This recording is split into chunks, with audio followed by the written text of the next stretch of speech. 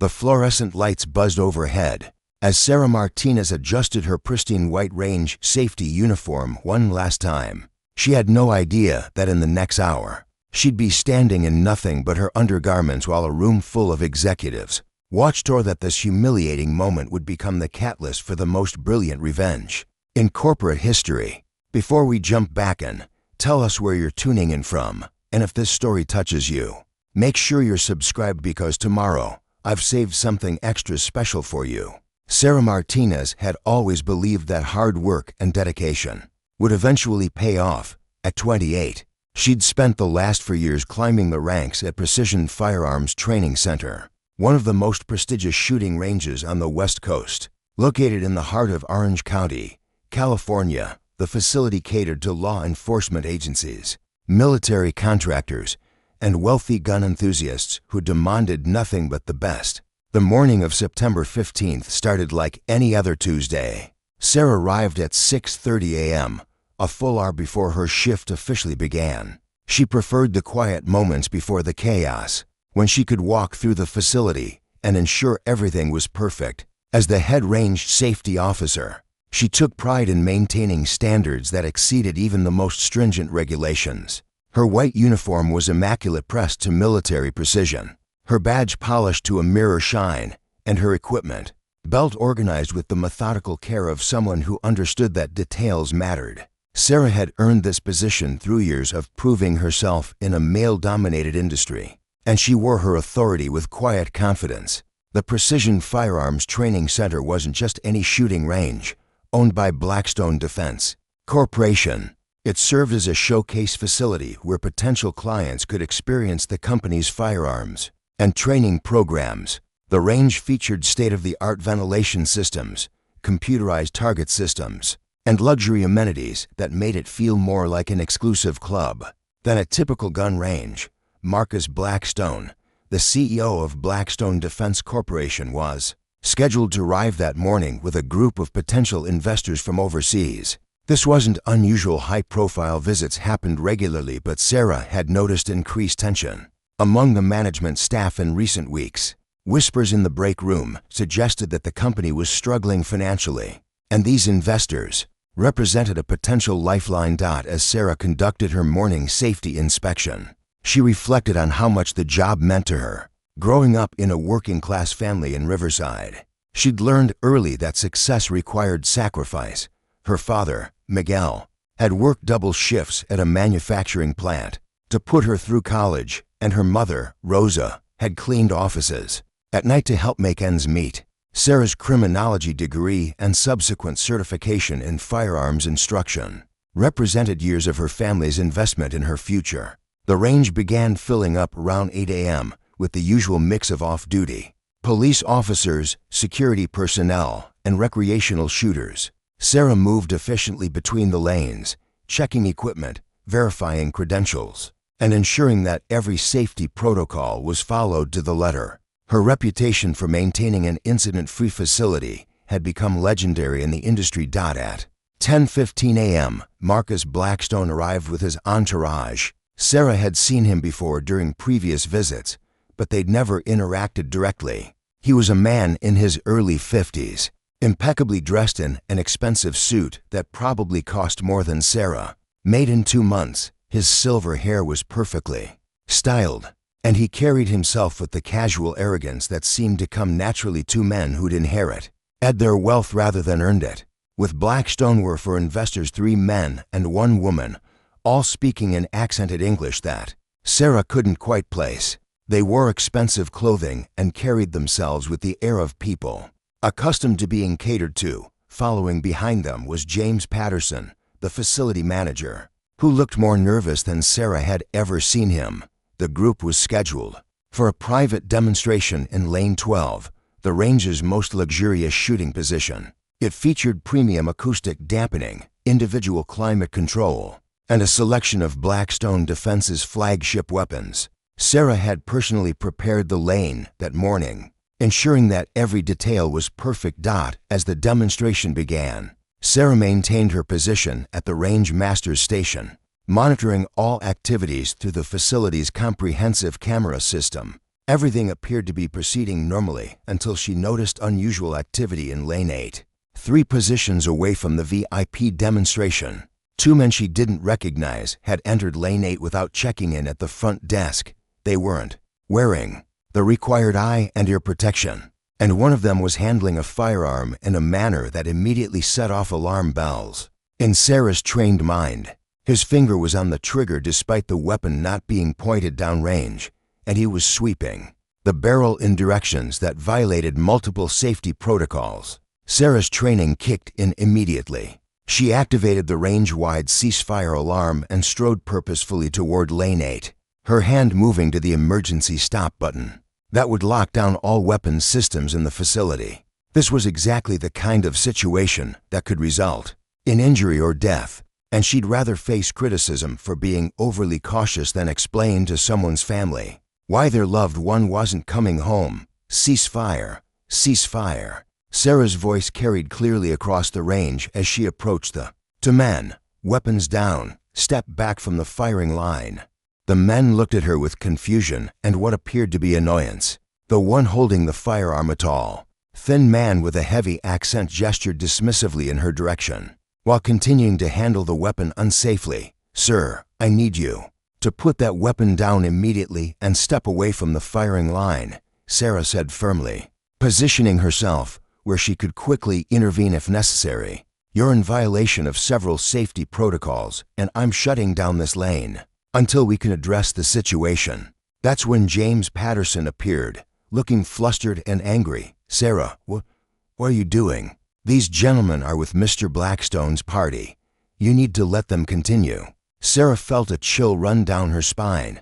The 2 men in Lane 8 were part of the investor group, but they'd somehow separated from the main demonstration and were now handling weapons without proper supervision or safety protocols. This created a nightmare scenario. She had a professional obligation to maintain safety standards, but she was being told to ignore violations by high-profile guests. "James, I understand they're VIP guests, but safety protocols apply to everyone in this facility," Sarah replied, keeping her voice steady and professional. "The gentleman is finger on trigger with an unsafe muzzle direction. This is exactly the kind of situation that results in negligent discharges." Marcus Blackstone's voice cut through the conversation like a blade. "What seems to be the problem?" Here he had approached from Lane 12, flanked by the remaining investors and looking distinctly displeased at having his demonstration interrupted. His eyes moved from Sarah to the 2 men in Lane 8, then back to Sarah with an expression that made her stomach tighten. "Mr. Blackstone, I had to call a ceasefire because of unsafe weapons handling in Lane 8. Sarah explained, "I'm happy to provide proper instruction to your guests, but we need to address the safety violations first."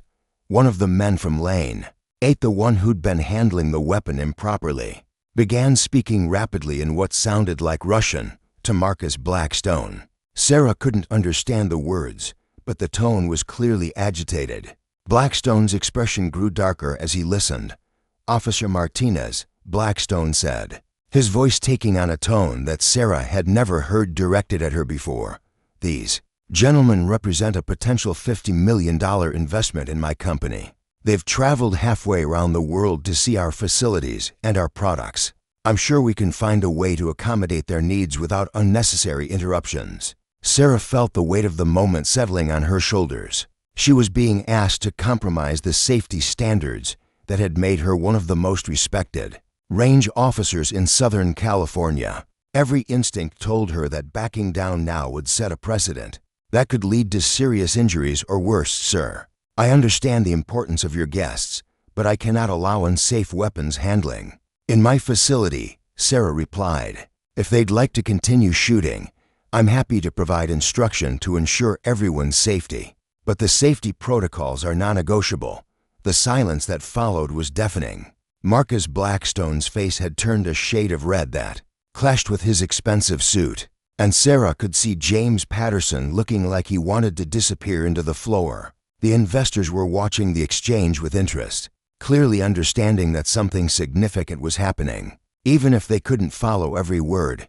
"Officer Martinez," Blackstone said finally, his voice now carrying a dangerous edge. "I think there may be some confusion about who's in charge here." What happened next would replay in Sarah's mind countless times over the following weeks. Marcus Blackstone stepped closer to her, invading her personal space in a way that was clearly meant to intimidate. When he spoke again, his voice was low, enough that only she, James Patterson, and a few nearby observers could hear him clearly. "You seem to have forgotten that this is my facility, and these are my guests. Your job is to facilitate their experience, not to obstruct it with your petty power trips. Now, I'm going to give you one chance to apologize to these gentlemen and step aside so they can continue enjoying their visit." Sarah felt her heart pounding, but her voice remained steady. "Mr. Blackstone, I cannot and will not compromise on safety protocols. If your guests would like to continue shooting, I'll be happy to work with them to ensure they can do so safely." The tension in the air was palpable. Other shooters in nearby lanes had stopped their activities and were watching the confrontation unfold. Sarah was acutely aware that whatever happened next would be witnessed by dozens of people, including several off-duty police officers who knew her reputation. Marcus Blackstone took another step closer, and when he spoke again, his words were delivered with the cold precision of someone accustomed to getting his way through.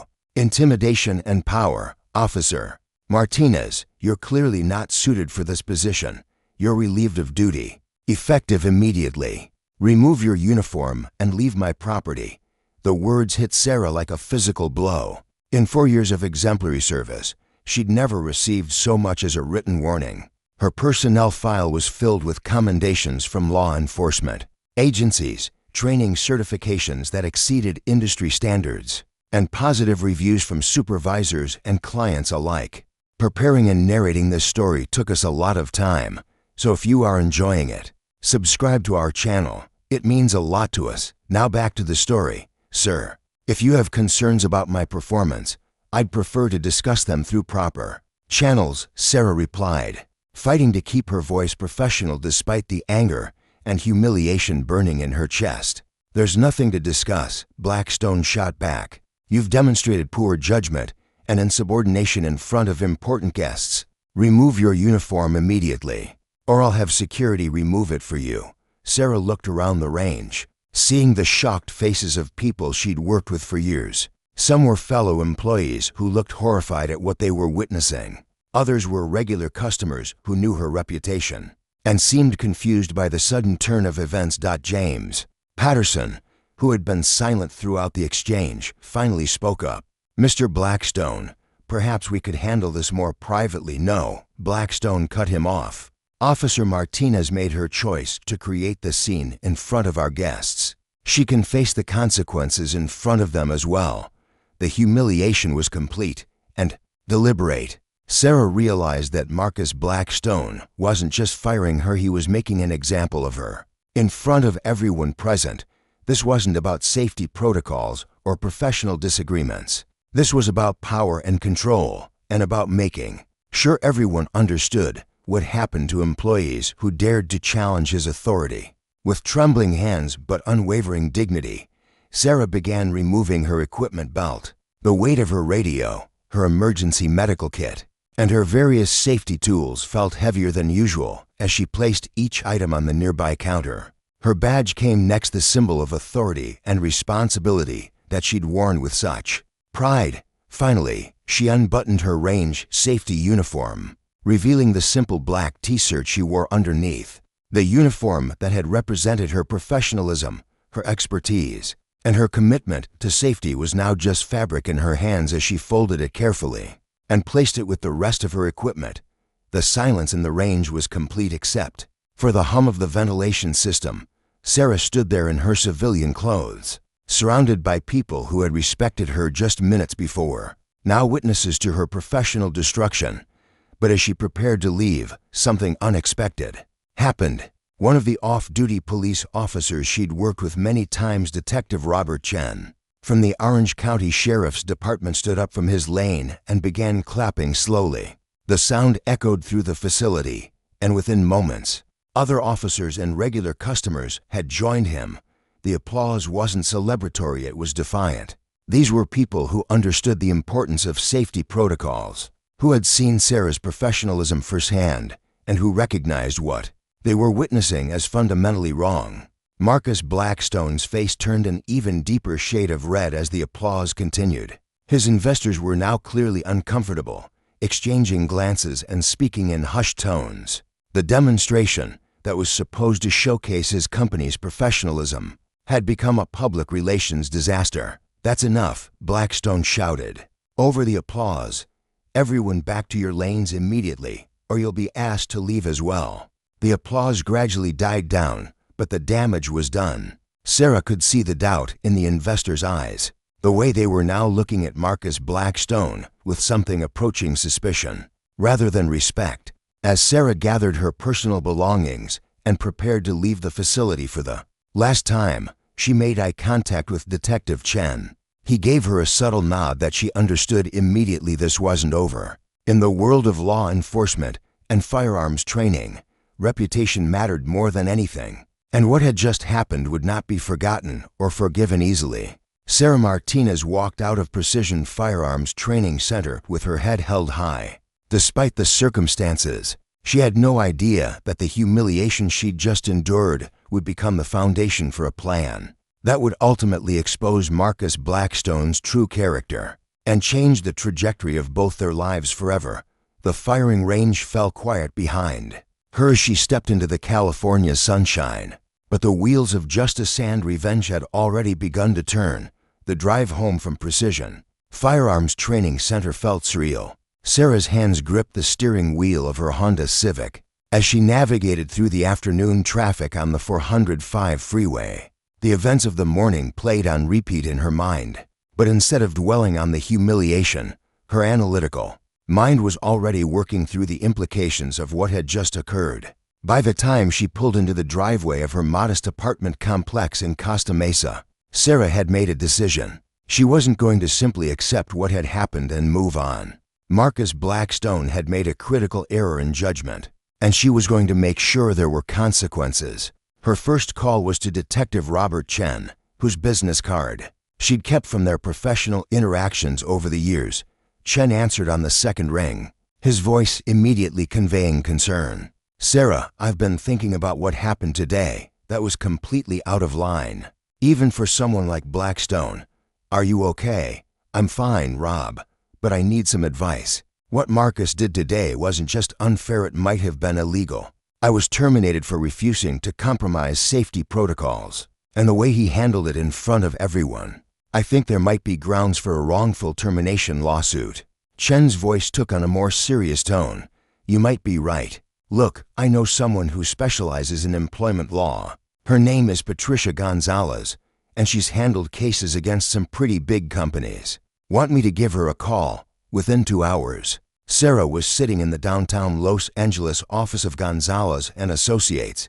Patricia Gonzalez was a sharp-eyed woman in her 40s who listened intently as Sarah recounted the morning's events. She took detailed notes and asked probing questions that revealed her deep understanding of both employment law and the firearms industry. "Sarah, what you've described sounds like textbook wrongful termination," Patricia said after hearing the full story. "You were fired for refusing to violate safety protocols, which is exactly what you're supposed to do in your position. California has strong whistleblower protections, and this situation clearly falls under those statutes. But it's not just about the money," Sarah explained. "Marcus Blackstone runs that company like his personal kingdom. He treats employees as disposable, and he's willing to compromise safety for profit. Today proved that he's dangerous." Patricia leaned back in her chair, studying Sarah's face. "What are you really after here?"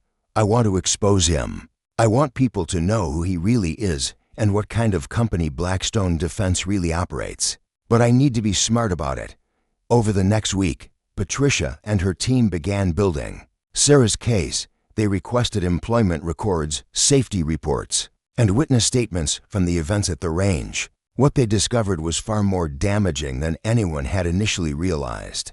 Blackstone Defense Corporation had a history of safety violations that had been systematically covered up. Internal documents revealed multiple incidents where employees had raised concerns about unsafe practices, only to be transferred, demoted, or quietly terminated. The company had paid several settlements to former employees who had signed non-disclosure agreements, effectively silencing them. More troubling was the financial picture that emerged. Marcus Blackstone had been desperate for the Russian investment deal because Blackstone Defense was on the verge of bankruptcy. The company had been hemorrhaging money for years due to poor management decisions and failed product launches. The $50 million investment wasn't just important. It was literally the difference between survival and complete collapse. Sarah's termination hadn't been about safety protocols at all. It had been about Marcus Blackstone's desperation to close the deal at any cost, even if it meant humiliating a dedicated employee in front of potential investors. While Patricia worked on the legal aspects of the case, Sarah began her own investigation. She reached out to former Blackstone Defense employees through professional networks and social media. What she learned painted a picture of a company culture built on fear, intimidation, and corner cutting. Jennifer Walsh, a former quality control inspector, had been fired 6 months earlier for refusing to approve a shipment of defective scopes. The scopes had hairline cracks in the lenses that could have caused them to shatter under recoil, potentially injuring shooters. When Jennifer refused to sign off on the shipment, she was accused of obstructionism and terminated within a week. Michael Torres, a former training instructor, had been demoted after reporting that Marcus Blackstone had pressured him to certify unqualified students who were connected to major corporate clients. When Michael refused to compromise training standards, he found himself reassigned to equipment maintenance and eventually forced to quit. The pattern was clear. Marcus Blackstone had created a corporate culture where employee safety concerns were viewed as obstacles to profit, and anyone who raised such concerns was systematically eliminated. Sarah began documenting these stories, building a comprehensive picture of Blackstone Defense's practices. She was careful to verify every detail and ensure that she had solid evidence to support each claim. This wasn't going to be a case of he said, she said. It was going to be an ironclad indictment of everything Marcus Blackstone represented. 3 weeks after her termination, Sarah received an unexpected phone call. It was from Dmitry Volkov, one of the Russian investors who had witnessed her confrontation with Marcus Blackstone. "Ms. Martinez, I hope you will forgive the intrusion, but I obtained your contact information through mutual acquaintances. I would very much like to speak with you about what happened at the shooting range." They met at a coffee shop in Beverly Hills, where Dmitry explained that he and his associates had been deeply disturbed by what they'd witnessed. As experienced businessmen, they understood the importance of safety protocols in any industry, but especially in firearms manufacturing and training. "What we saw that day was not the behavior of a professional leader," Dmitry explained in his accented English. "Marcus Blackstone showed us that he values appearance over substance, profit over safety. This is not the kind of partner we wish to work with." Dmitry went on to explain that the Russian investment group had withdrawn their offer to Blackstone Defense within days of the range incident. They had been considering a $50 million investment, but Marcus Blackstone's behavior had convinced them that the company was poorly managed and potentially dangerous to work with. "But there is more," Dmitry continued. "We have been investigating Mr. Blackstone's company since that day, and we have discovered some very interesting information. Would you be interested in learning what we found?" What Dmitry shared was explosive. The Russian investment group had conducted due diligence on Blackstone Defense and discovered that the company had been inflating its financial reports for years. Revenue had been overstated, expenses had been hidden, and the company's actual financial condition was far worse than anyone had realized. More damaging was evidence that Marcus Blackstone had been using company funds for personal expenses, luxury cars, expensive vacations, and even payments to his ex-wife that should have been handled through his personal accounts. The misuse of corporate funds totaled nearly $2 million over 3 years. "We have shared this information with the appropriate authorities," Dmitry explained. "But we thought you should know, given what you experienced." Sarah felt a surge of satisfaction mixed with vindication. Marcus Blackstone's treatment of her had cost him far more than just one employee. It had cost him the investment that could have saved his company, and it had triggered an investigation that was now threatening his entire empire. But Sarah wasn't finished. She had one more card to play, and it was going to be the most devastating of all. Through her network of contacts in the firearms industry, Sarah had learned about an upcoming trade show in Las Vegas where Marcus Blackstone was scheduled to give a keynote presentation. The International Firearms and Security Expo was the industry's most important annual event, attracting thousands of law enforcement professionals, military contractors, and industry executives. Marcus Blackstone was planning to use the keynote as an opportunity to announce new products and attract potential investors to replace the Russians, who had withdrawn their support. It was going to be his last chance to save Blackstone Defense Corporation. Sarah had a different plan for the expo. Working with Patricia Gonzalez, she had prepared a comprehensive presentation that detailed Marcus Blackstone's pattern of unsafe practices, financial mismanagement, and employee intimidation. The presentation included sworn statements from former employees, documentation of safety violations, and evidence of the financial irregularities that the Russian investors had uncovered. But Sarah didn't plan to simply release this information to the media. She had something much more dramatic in mind. Through her contacts in the industry, Sarah learned that several major law enforcement agencies were planning to attend Marcus Blackstone's keynote presentation. These were the same agencies that had worked with Sarah over the years and respected her professionalism. They were also the agencies that Blackstone Defense desperately needed as customers to survive. Sarah reached out to key contacts at these agencies and arranged private meetings in Las Vegas during the expo. She would present her evidence directly to the people who mattered most, the decision makers, who controlled millions of dollars in government contracts. The week before the expo, Sarah received another unexpected call. This time, it was from Amanda Richardson, an investigative journalist with the Los Angeles Times who specialized in corporate corruption stories.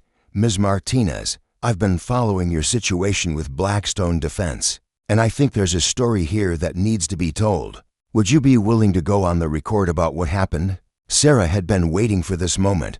She agreed to meet with Amanda, but she had conditions. The story couldn't be published until after the Las Vegas Expo, and it had to include the broader pattern of misconduct at Blackstone Defense, not just her individual case.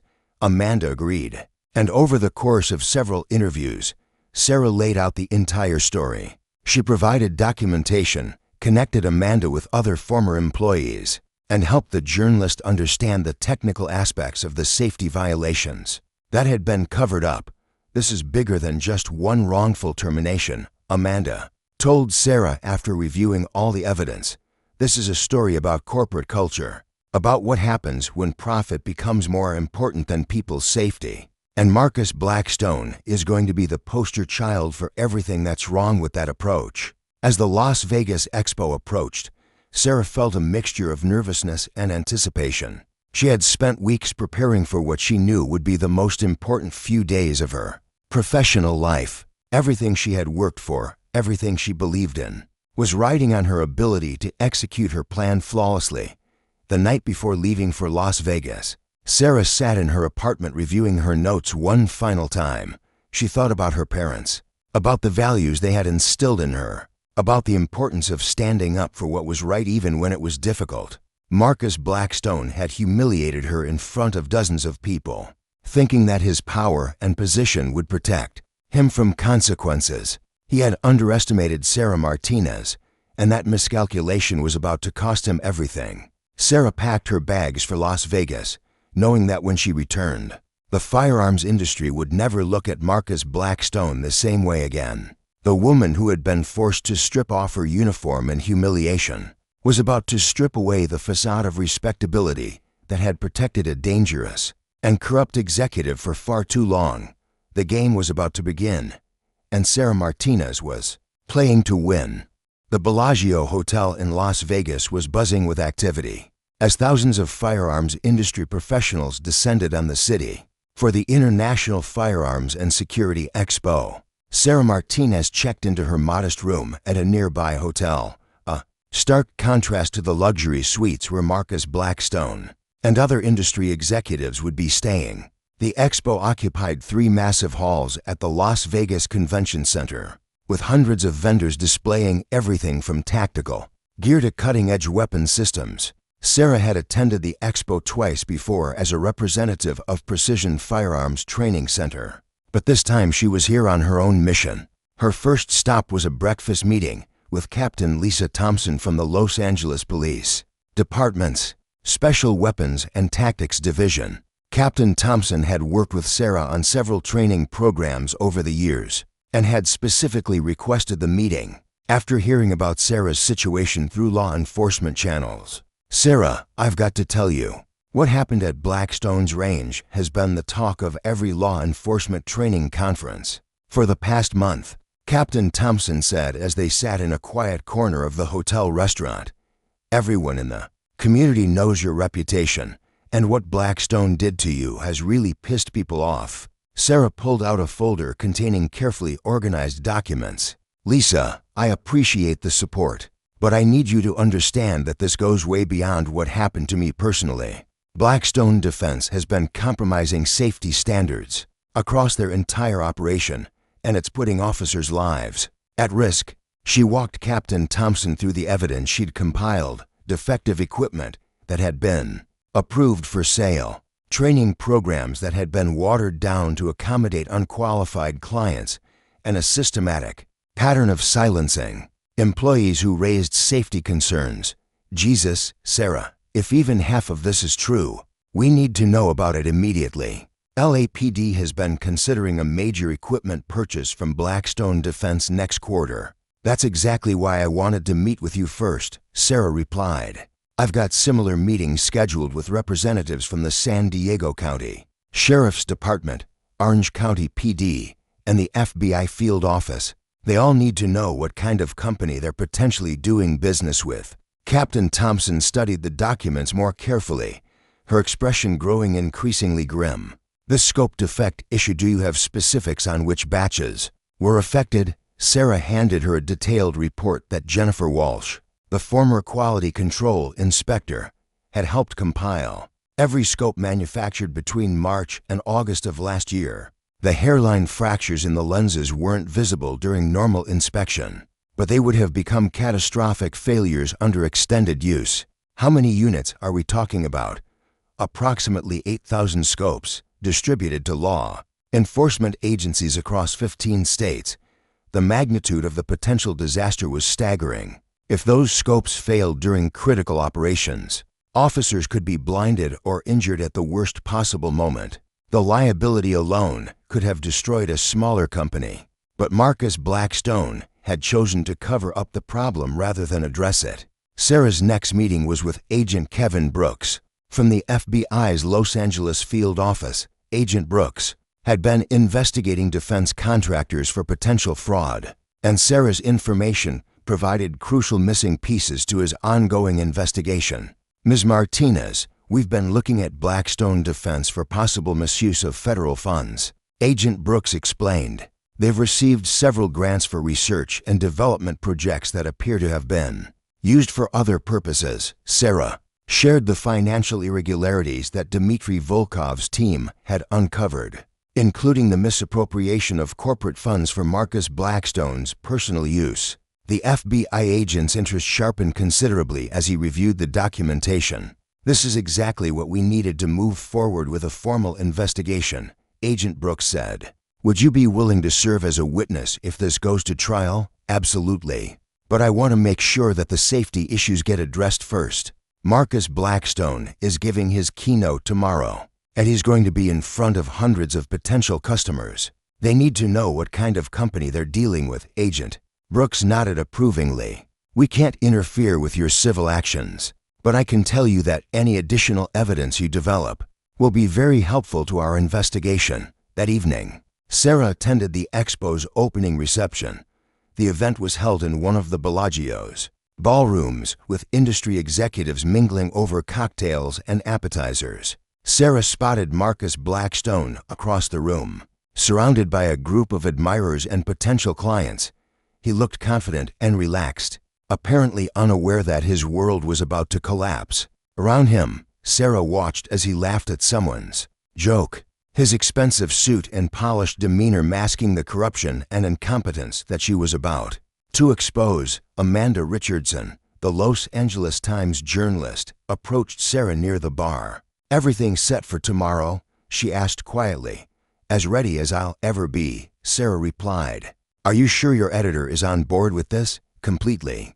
The story will go live on our website 30 minutes after Blackstone's keynote ends. We'll have photographers there to capture his reaction when he realizes what's happening." Sarah felt a flutter of nervousness mixed with anticipation. Tomorrow would determine whether months of careful planning would pay off, or whether Marcus Blackstone's power and influence would allow him to weather the storm. The next morning, Sarah woke early and reviewed her presentation one final time. She had distilled months of investigation into a compelling narrative that would be impossible to ignore or dismiss.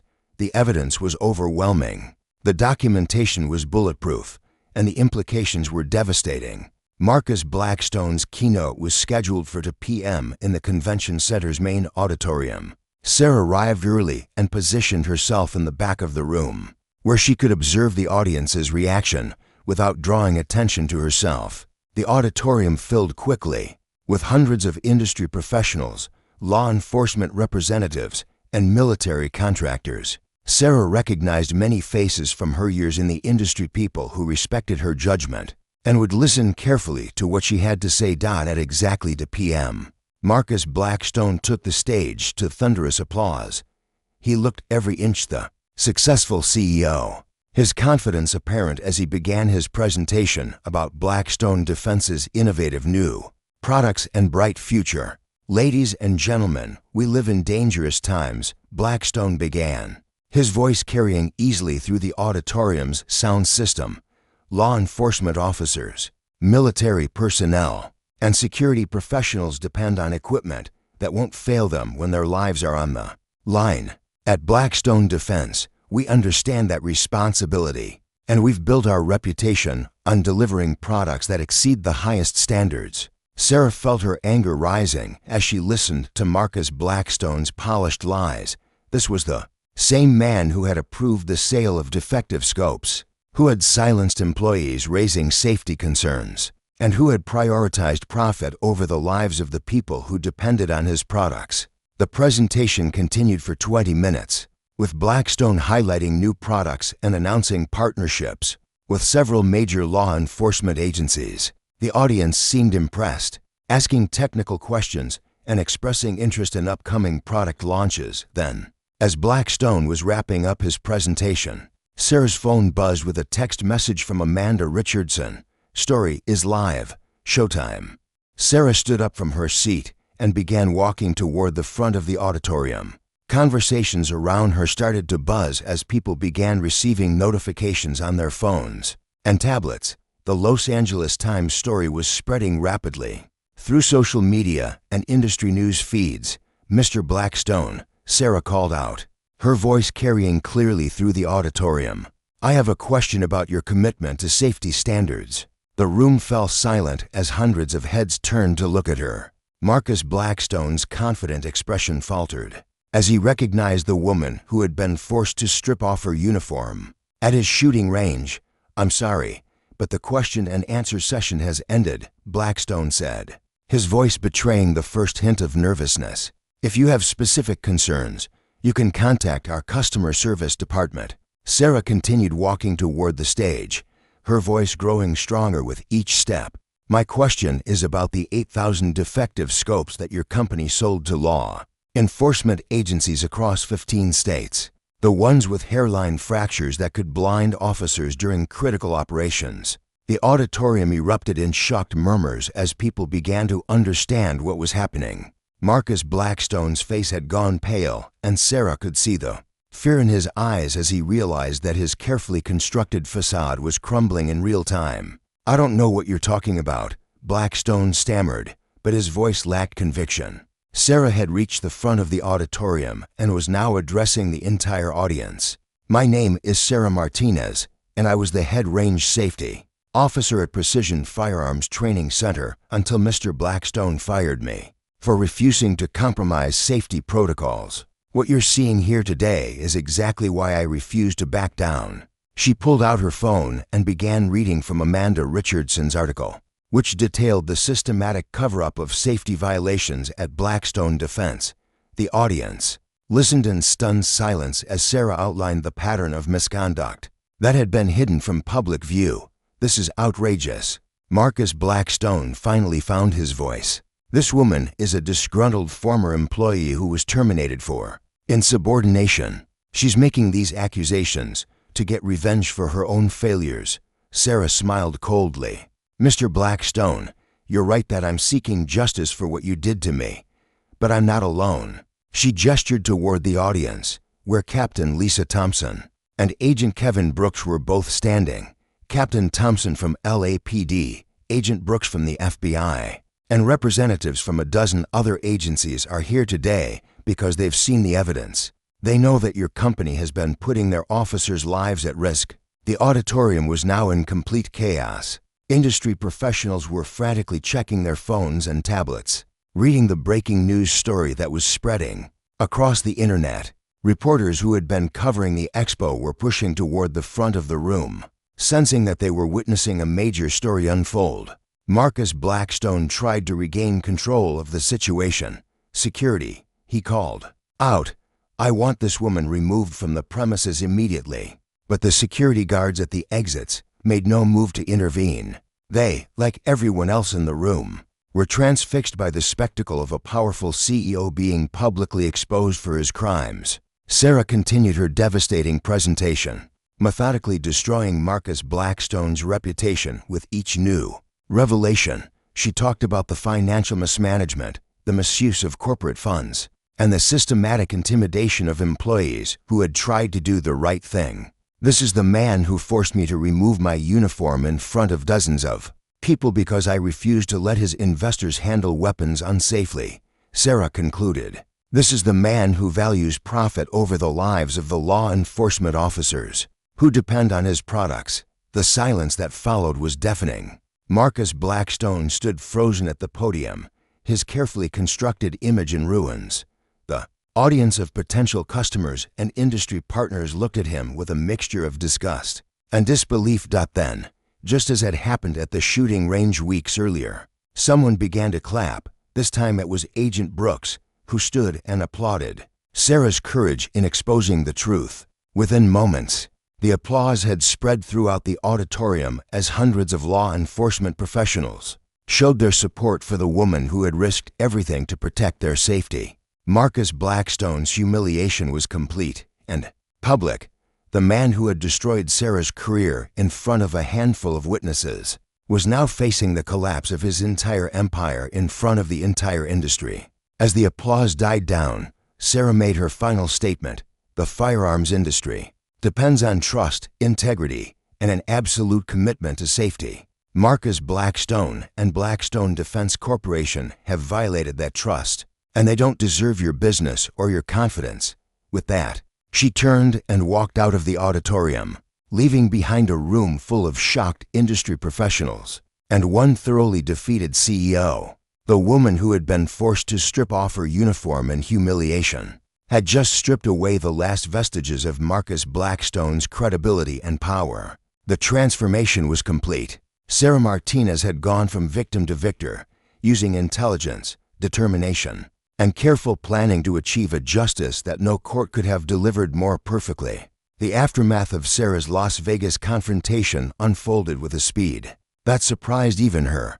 Within hours of her public exposure of Marcus Blackstone, the story had spread far beyond the firearms industry. Social media platforms buzzed with videos of the confrontation, and major news networks picked up the story for their evening broadcasts. Sarah found herself in the unusual position of being pursued by reporters rather than pursuing justice. Her hotel room phone rang constantly, and journalists crowded the lobby hoping for exclusive interviews.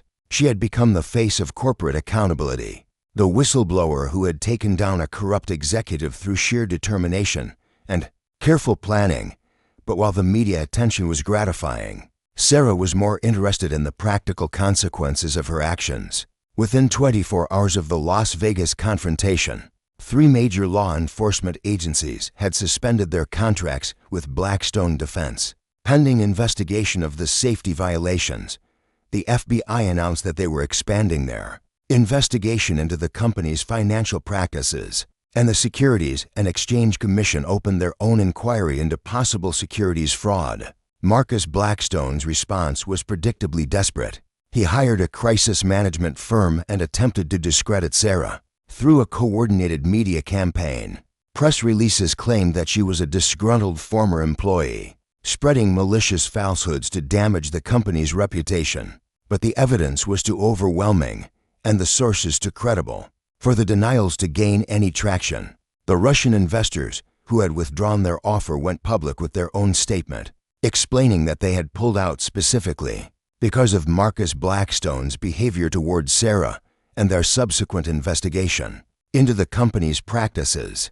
Dmitry Volkov was quoted in the Wall Street Journal saying, "When we saw how Mr. Blackstone treated a safety professional who was simply doing her job, we knew this was not a company we could trust with our investment." Sarah returned to California to find that her life had changed dramatically. Patricia Gonzalez's law firm was fielding calls from other Blackstone Defense employees who wanted to come forward with their own stories of misconduct and retaliation. The wrongful termination lawsuit that had started as Sarah's personal quest for justice was evolving into a class action case that could involve dozens of former employees. "Sarah, we've got enough evidence to destroy this company 10 times over," Patricia told her during a meeting at the law firm's offices. "But I want to make sure you understand what you're getting into. Marcus Blackstone isn't going to go down without a fight, and he's got resources to make this very ugly." Sarah had already considered the risks. "Patricia, I've come this far because I believe it's the right thing to do. If we don't hold him accountable, he'll just find another company to destroy and more employees to victimize." The class action lawsuit was filed 2 weeks after the Las Vegas confrontation. The complaint detailed a pattern of misconduct spanning 5 years involving safety violations, financial irregularities, and systematic retaliation against employees who raised concerns. The damages sought totaled $50 million, ironically, the exact amount of the Russian investment that Marcus Blackstone had lost. But the legal action was only one front in the broader war against Blackstone Defense. The company's stock price had plummeted after the Las Vegas incident, losing 60% of its value in just 10 days. Major customers were canceling contracts. Suppliers were demanding immediate payment for outstanding invoices, and the company's credit rating was downgraded to junk status. Marcus Blackstone made one final desperate attempt to save his empire. He called a press conference at the Beverly Hills Hotel, surrounded by expensive lawyers and public relations professionals. The event was designed to present him as the victim of a vindictive conspiracy, but it backfired spectacularly. Sarah watched the press conference from her apartment, accompanied by Amanda Richardson and Detective Robert Chen. Marcus Blackstone looked haggard and desperate as he read from prepared statements, denying wrongdoing and blaming his company's problems on unfair media coverage and false accusations from disgruntled former employees. "This man still doesn't get it," Detective Chen observed. "He thinks this is about public relations instead of accountability." The press conference took a dramatic turn when a reporter asked Blackstone directly about the defective scopes that had been sold to law enforcement agencies. Instead of acknowledging the problem and outlining corrective measures, Blackstone became defensive and argumentative. "Those allegations are completely unfounded," he insisted. "Our products meet or exceed all industry standards, and we stand behind every item we manufacture." The reporter pressed further, "Mr. Blackstone, we have documentation showing that your own quality control inspectors identified problems with those scopes. Are you saying that documentation is false?"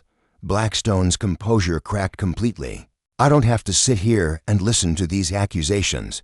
This press conference is over." He stormed away from the podium, leaving his lawyers and PR team to deal with the chaos he had created. The image of Marcus Blackstone fleeing from legitimate questions was broadcast repeatedly on news channels throughout the day, cementing his reputation as a corporate executive who couldn't handle accountability. 3 days later, the FBI executed search warrants at Blackstone Defense Headquarters and Marcus Blackstone's personal residence. Federal agents seized computers, financial records, and boxes of documents related to the company's operations. The investigation had moved from civil to criminal, with potential charges including fraud, obstruction of justice, and endangering public safety. Sarah received a call from Agent Brooks informing her that Marcus Blackstone had been arrested on federal charges. The indictment included 19 counts ranging from securities fraud to conspiracy to obstruct justice. The man who had humiliated her for refusing to compromise safety standards was now facing the possibility of decades in federal prison. Ms. Martinez, I want you to know that your courage in coming forward made this prosecution possible, Agent Brooks told her. Without your willingness to speak out, Marcus Blackstone would probably still be running that company and putting people's lives at risk. But perhaps the most satisfying development came from an unexpected source. James Patterson, the facility manager who had stood by silently while Marcus Blackstone humiliated Sarah, reached out to apologize and offer his support for her lawsuit. Sarah, I've regretted my cowardice every day since that morning at the range, Patterson told her during an emotional phone call. I should have stood up for you, and I should have stood up for the safety standards we were supposed to maintain. I want to make it right. Patterson's testimony would prove crucial to the prosecution's case. As facility manager, he had witnessed numerous instances where Marcus Blackstone had pressured employees to compromise safety standards for business reasons. His insider knowledge of the company's operations provided prosecutors with the detailed evidence they needed to prove criminal intent. The trial of Marcus Blackstone became a media sensation, with Sarah serving as the star witness for the prosecution. Her testimony was calm, detailed, and devastating. She walked the jury through the events at the shooting range, explaining how Blackstone had prioritized business considerations over basic safety protocols. The defendant didn't just fire me for doing my job, Sarah testified. He publicly humiliated me as a warning to other employees about what would happen if they refused to compromise their professional standards. He created a culture of fear where safety concerns were treated as obstacles to profit. Marcus Blackstone's defense team tried to portray him as a successful businessman who had been unfairly targeted by a vindictive former employee. But the evidence was overwhelming, and the testimony from multiple witnesses painted a clear picture of systematic misconduct. The jury deliberated for less than 6 hours before returning guilty verdicts on all counts. Marcus Blackstone was sentenced to 12 years in federal prison and ordered to pay restitution, totaling $80 million. Blackstone Defense Corporation filed for bankruptcy protection the day after the verdict was announced. The civil lawsuit was settled for $35 million, with Sarah receiving a substantial portion of the settlement as the lead plaintiff. But more important to her was the precedent the case had established. Corporate executives could no longer assume they were immune from consequences when they retaliated against employees who refused to compromise safety standards. Sarah used her settlement money to establish the Workplace Safety Foundation, a nonprofit organization dedicated to protecting employees who report safety violations. The foundation provides legal support, financial assistance, and advocacy for workers who face retaliation for doing the right thing. 6 months after Marcus Blackstone's conviction, Sarah received an offer to become the director of safety compliance for a major firearms manufacturer based in Colorado. The company had been following her case and was impressed by her unwavering commitment to professional standards. The position came with a substantial salary increase and the authority to implement safety protocols across multiple facilities. On her first day at the new job, Sarah stood in front of a room full of safety officers and quality control inspectors. These were the men and women responsible for ensuring that products met the highest standards before they reached customers in law enforcement and the military. I want each of you to understand something, Sarah told the assembled group. Your job is to protect the people who depend on our products, even when that means saying no to powerful people who want to take shortcuts. I will never ask you to compromise your professional standards, and I will always support you when you stand up for what's right. The room erupted in applause, not the polite, obligatory applause of a corporate meeting, but the genuine appreciation of professionals who finally had a leader who understood their mission. Later that day, Sarah received a text message from Detective Robert Chen. Saw the news about your new job. Congratulations.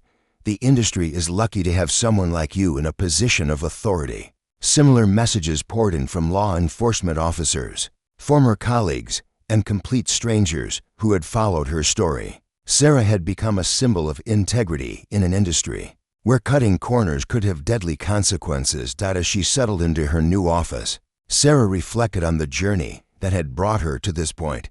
The humiliation she had endured at Marcus Blackstone's hands had been devastating, but it had also revealed her true strength and purpose. Sometimes the worst moments in life become the catalyst for the most important victories. The woman who had been forced to strip off her uniform in shame had not only reclaimed her dignity, she had transformed an entire industry's approach to safety and accountability. Marcus Blackstone's moment of cruelty had backfired in the most spectacular way possible, creating a powerful advocate for the very principles he had tried to destroy. Sarah Martinez had learned that true power doesn't come from position or wealth. It comes from the courage to stand up for what's right, no matter the cost. And in a world where that kind of courage is often in short supply, she had become exactly the kind of leader the industry needed. The uniform she had been forced to remove in humiliation had been replaced by something far more valuable: the respect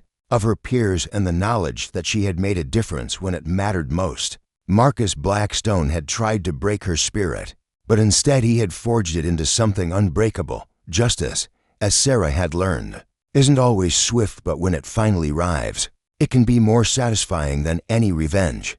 2 years had passed since Marcus Blackstone's conviction, and Sarah Martinez's life had settled into a rhythm that felt both familiar and extraordinary. As Director of Safety Compliance for Rocky Mountain Defense Systems, she had transformed not just her own career, but had become a driving force for change throughout the entire firearms industry. The company's headquarters in Denver offered stunning views of the Colorado Rockies, a stark contrast to the cramped facilities she had known in California. But more important than the scenery was the culture that CEO Richard Hartwell had built around safety and integrity. When he had recruited Sarah, he had given her unprecedented authority to implement safety protocols without interference from sales or marketing departments. "Sarah, I want you to see something," Richard said as he knocked on her office door one Tuesday morning. He was holding a thick manila folder that looked official and important. Inside the folder was a letter from the Department of Defense, along with supporting documentation that made Sarah's eyes widen with surprise. Rocky Mountain Defense Systems had been selected as the primary contractor for a new military equipment program worth over $100 million. The contract specifically cited the company's exemplary safety standards and compliance procedures as a determining factor in the selection. "This is largely because of the reputation you've helped us build," Richard explained. "The Pentagon knows that when Rocky Mountain Defense puts our name on something, it meets the highest possible standards. That's worth more than any marketing campaign could ever be." Sarah felt a profound sense of satisfaction as she reviewed the contract details. This was tangible proof that doing the right thing wasn't just morally correct, it was also good business. Companies that prioritized safety and integrity were being rewarded with the most lucrative contracts, while those that cut corners were being shut out of major opportunities. But the success at Rocky Mountain Defense was just one part of Sarah's expanding influence. The Workplace Safety Foundation had grown from a small nonprofit into a nationally recognized organization with offices in 5 major cities. The foundation had successfully represented over 300 whistleblowers in industries ranging from pharmaceuticals to aviation, helping them navigate retaliation and legal challenges. Dr. Emily Foster, the the foundation's executive director, called Sarah with updates on their latest cases during their weekly phone conferences. "Sarah, we've got a situation developing in Texas that I think you should know about. It's another firearms manufacturer, and the pattern looks very familiar." The case involved Lone Star Tactical, a mid-sized company based in Houston that manufactured equipment for law enforcement agencies. Several employees had come forward alleging that the company was shipping products with known defects and that workers who raised concerns were being systematically terminated or demoted. "It sounds like Marcus Blackstone's playbook all over again," Sarah observed. "Have the employees been able to document the safety violations?" "Yes, and it's worse than what we saw at Blackstone Defense. They've got evidence that the company knowingly shipped bulletproof vests with defective panels. We're talking about equipment that could fail when officers are under fire." Sarah felt the familiar anger rising in her chest. Even after Marcus Blackstone's conviction and the widespread publicity about corporate accountability, some executives were still willing to gamble with people's lives for the sake of profit margins. "Emily, I want you to put our best legal team on this case immediately, and I'm going to make some calls to ensure the right people know what's happening." Within days, Sarah had reached out to her network of contacts in law enforcement and federal agencies. The response was immediate and decisive. The FBI opened an investigation into Lone Star Tactical, and several major police departments suspended their contracts, pending resolution of the safety concerns.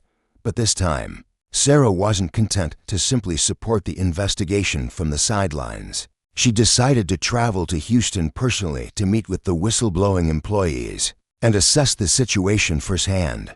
The meeting took place at a coffee shop near the Lone Star Tactical facility, with 5 current and former employees who had documented evidence of the company's misconduct. Sarah listened as they described a corporate culture that was disturbingly similar to what she had experienced at Blackstone Defense. "Ms. Martinez, we've all heard about what you went through and how you fought back," said Jennifer Hayes, a quality control inspector who had been demoted after refusing to approve defective vest panels. "We're hoping you can help us do the same thing." Sarah studied the documentation the employees had compiled. The evidence was even more damning than what she had gathered against Marcus Blackstone. Internal emails showed that company executives were aware of the defects but had decided to ship the products anyway to meet quarterly revenue targets. "What you have here is criminal," Sarah told the group. "This isn't just about workplace retaliation, this is about products that could get police officers killed. We're going to make sure this gets the attention it deserves." Over the next several weeks, Sarah worked closely with the Lone Star Tactical whistleblowers to build an airtight case. She connected them with the same FBI agents who had handled the Blackstone Defense investigation, and she helped coordinate their testimony with federal prosecutors. The case moved quickly through the legal system, aided by the precedent that had been established in the Blackstone Defense prosecution. Within 6 months, 3 Lone Star Tactical executives had been indicted on federal charges, and the company had filed for bankruptcy protection. But Sarah's involvement in the Lone Star Tactical case had an unexpected consequence. Her high-profile role in exposing corporate misconduct had attracted the attention of some very powerful people, including Senator Margaret Walsh from Texas, who chaired the Senate Subcommittee on Defense Contracting. "Ms. Martinez, I've been following your work for some time now," Senator Walsh told Sarah during a phone call. "I think it's time we had a conversation about taking your efforts to a national level." The senator was proposing legislation that would strengthen protections for whistleblowers in defense-related industries and establish mandatory safety reporting requirements for companies that sold equipment to law enforcement and military agencies. She wanted Sarah to serve as an expert witness during congressional hearings on the proposed legislation. "Senator, I'm honored by the invitation, but I want to make sure this isn't just political theater," Sarah replied.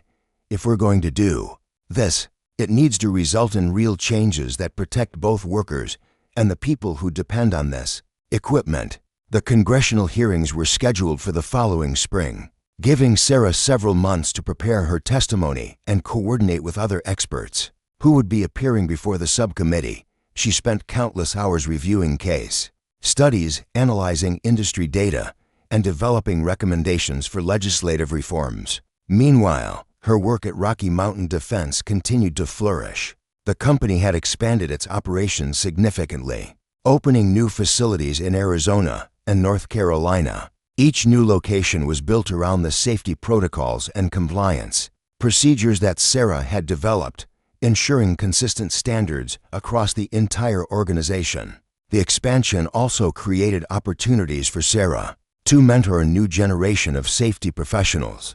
She established a training program that brought promising candidates to the Denver headquarters for intensive courses in safety management, regulatory compliance, and ethical decision-making. The goal isn't just to teach you the technical aspects of safety compliance, Sarah told one group of trainees. It's to help you understand that your role goes far beyond checking boxes on inspection forms. You're the last line of defense between defective products and the people whose lives depend on this equipment working properly. Among the trainees was David Kim, a recent graduate from the Colorado School of Mines who had been inspired to pursue a career in safety compliance after reading about Sarah's case against Marcus Blackstone. David was brilliant, dedicated, and possessed the kind of moral clarity that reminded Sarah of herself at the beginning of her career. "Ms. Martinez, I wanted to thank you for creating this program," David told her after completing his training. "I know it sounds dramatic, but you've shown people like me that we can make a real difference in this industry." Sarah smiled at the young man's enthusiasm, remembering her own idealism from years earlier. "David, the industry needs people who believe that safety and integrity aren't negotiable. Just remember that doing the right thing isn't always easy, and you'll face pressure to compromise your standards. When that happens, I want you to call me." The congressional hearings finally arrived in April, with Sarah serving as the lead-off witness before the Senate subcommittee. The hearing room was packed with reporters, industry representatives, and advocates for various causes. Sarah felt the familiar nervousness that came with high-stakes public speaking, but she was confident in her preparation and the strength of her message. "Senator Walsh, members of the subcommittee, thank you for the opportunity to testify today." Sarah began. "I'm here to talk about an industry where cutting corners can mean the difference between life and death for the people who serve and protect our communities." Her testimony lasted 45 minutes and covered everything from the Marcus Blackstone case to the broader patterns of misconduct she had observed throughout the defense contracting industry. She presented specific recommendations for legislative reforms, including mandatory reporting requirements, enhanced whistleblower protections, and criminal penalties for executives who knowingly approved defective products. The questions from senators were probing and substantive, reflecting genuine concern about the issues Sarah had raised. Senator Walsh was particularly interested in the enforcement mechanisms that would be needed to make the proposed legislation effective. "Ms. Martinez, based on your experience, what would you say is the most important element of any reform effort?" Senator Walsh asked. "Senator, the most important thing is to ensure that workers feel safe coming forward with safety concerns." Sarah replied, "As long as employees face retaliation for doing the right thing, problems will continue to be covered up until people get hurt or killed." The hearings generated significant media coverage and public interest in the proposed legislation. Editorial boards at major newspapers endorsed the reforms, and law enforcement organizations publicly supported the bill. The momentum was building for the most comprehensive overhaul of defense contracting oversight in decades, but Sarah's most satisfying moment came several months later, when she received a letter from Officer Maria Rodriguez of the Houston Police Department. Officer Rodriguez had been wearing one of the defective bulletproof vests manufactured by Lone Star Tactical when she was shot during a robbery response. The vest had performed properly because it was from a batch that had been manufactured before. The company started cutting corners to save money. "Ms. Martinez," the letter read, "I wanted you to know that your work probably saved my life. If Lone Star Tactical had continued operating the way they were, I might have been wearing one of their defective vests when I was shot. Because of what you did, That company was shut down before they could put more officers at risk. Sarah kept the letter in her desk drawer, reading it whenever she needed a reminder of why her work mattered. The woman who had been humiliated for refusing to compromise safety standards had become a national leader in the fight for corporate accountability. Marcus Blackstone's moment of cruelty had set in motion a chain of events that was now protecting countless lives across the country. As she looked out at the Rocky Mountains from her office window, Sarah reflected on how much her life had changed since that devastating morning at the shooting range. She had discovered reserves of strength and determination that she never knew she possessed, and she had learned that sometimes the most important victories come from the most difficult defeats. The uniform she had been forced to remove in shame had been replaced by something far more powerful, a platform to create lasting change and protect the people who needed it most. Marcus Blackstone had tried to destroy her, but instead he had created his own worst nightmare, a relentless advocate for everything he had tried to undermine. 5 years after that fateful morning at Precision Firearms Training Center, Sarah Martinez stood before the largest gathering of safety professionals in the industry's history. The International Safety and Compliance Summit in Chicago had drawn over 2,000 attendees from around the world, all eager to hear from the woman who had single-handedly transformed corporate accountability in the defense sector. The Walsh-Martinez Whistleblower Protection Act had passed Congress with overwhelming bipartisan support, creating the strongest worker protections in American history. Companies that retaliated against safety whistleblowers now faced mandatory federal investigations and criminal penalties that could result in decades of prison time for executives. Ladies and gentlemen, Sarah began, her voice carrying easily through the convention center's main auditorium. When I walked into that shooting range 5 years ago, I thought I was just doing my job. I had no idea that standing up for basic safety principles would lead to this moment. The audience included former colleagues, industry leaders, and government officials who had worked with Sarah to create sweeping reforms. Among them was Patricia Gonzalez, whose law firm had grown into a powerhouse specializing in whistleblower protection, and Detective Robert Chen, who had been promoted to chief of police partly based on his advocacy for officer safety equipment standards. But the most meaningful presence in the audience was Sarah's parents, Miguel and Rosa Martinez, who had flown in from California to watch their daughter receive the Presidential Medal of Freedom for her contributions to public safety. Their proud faces reminded Sarah of the values they had instilled in her, values that had sustained her through the darkest moments of her journey. The real heroes in this story aren't people like me who speak out, Sarah continued. The real heroes are the workers in factories and labs and testing facilities who check their work one more time, who ask the difficult questions, who refuse to sign off on something that isn't right. Every day, unknown professionals make decisions that keep people safe, and they deserve our protection and support. David Kim, now Senior Safety Director at Rocky Mountain Defense, watched from the front row as his mentor delivered what many considered the most important speech in the industry's recent history. He had become Sarah's protege and eventual successor, embodying the same unwavering commitment to principles that had made her legendary. The reforms Sarah had championed extended far beyond the firearms industry. The precedent established by the Blackstone defense case had inspired similar investigations in aerospace, pharmaceuticals, and automotive manufacturing.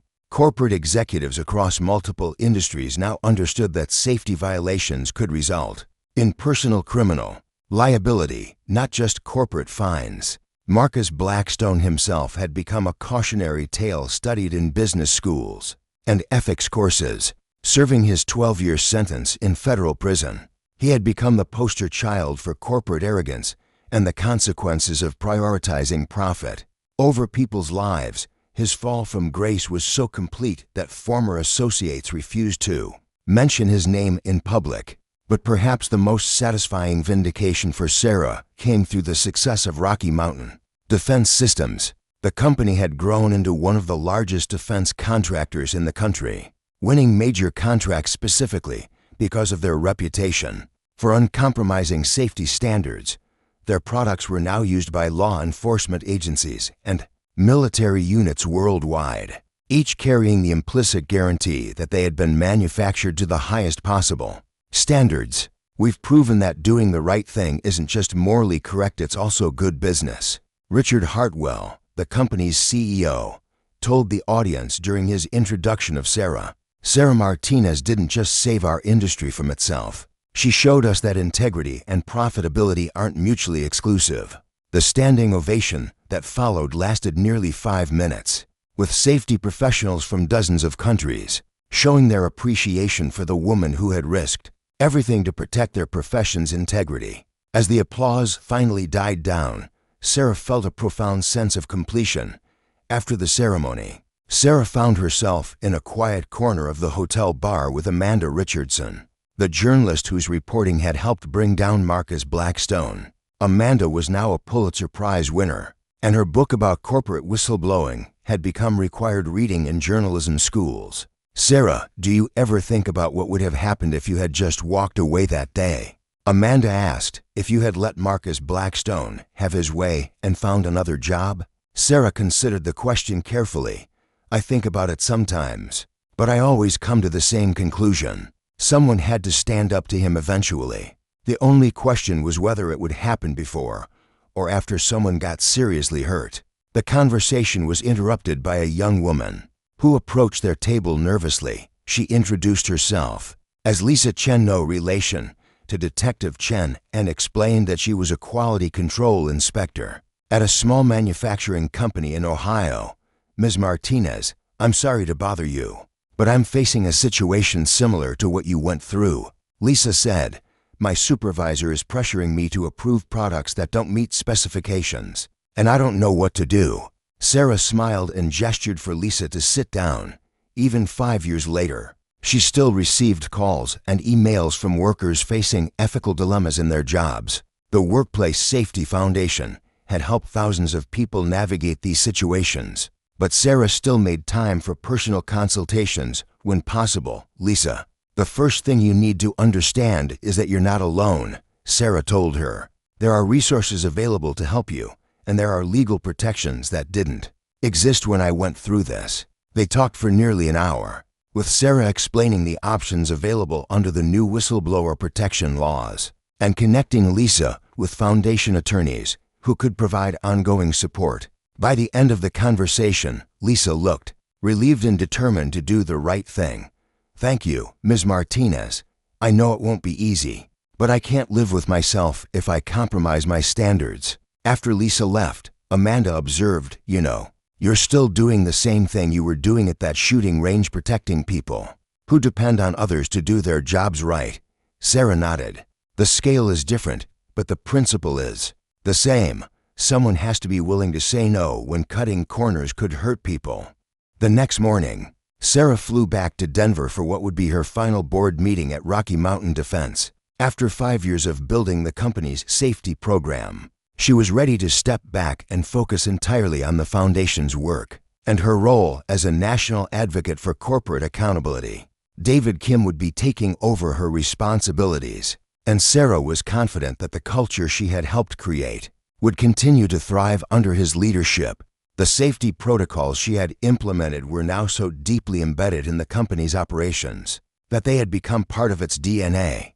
During the board meeting, the directors voted unanimously to establish the Sarah Martinez Center for Corporate Ethics, a research institute that would study best practices in safety management and corporate accountability. The center would be housed at the University of Colorado and would provide training and resources for the next generation of safety professionals. "Sarah, we can't think of a more fitting tribute to your work," Richard Hartwell told her as the meeting concluded. "This center will ensure that your influence continues for decades to come." As Sarah cleaned out her office that afternoon, she found herself holding the newspaper clipping from Marcus Blackstone's arrest memento she had kept as a reminder of how far she had come.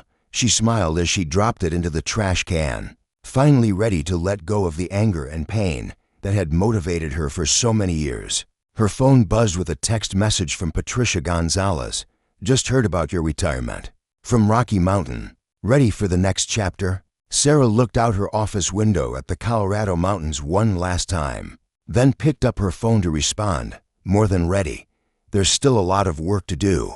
The woman who had been forced to strip off her uniform in humiliation had transformed that moment of powerlessness into a lifetime of purpose. She had learned that true strength isn't about never falling down, it's about getting back up and using that experience to help others who find themselves in similar situations. Marcus Blackstone had intended to break her spirit and make an example of what happened to employees who challenged authority. Instead, he had created a force for change that would outlast both of their careers.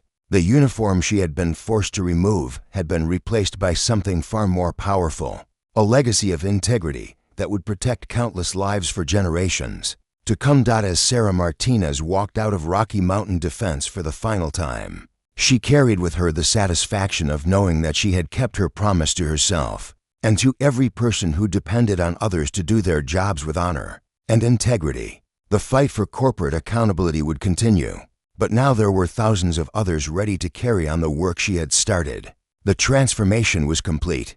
The victim had become the victor, and the system that had once protected corrupt executives now served the workers who refused to compromise their principles. It was, Sarah reflected, the best possible revenge, not just personal vindication, but lasting change that would make the world a safer place for everyone. Up next, you've got two more standout stories right on your screen. If this one hits the mark, you won't want to pass these up. Just click and check them out. And don't forget to subscribe and turn on the notification bell so you don't miss any upload from us.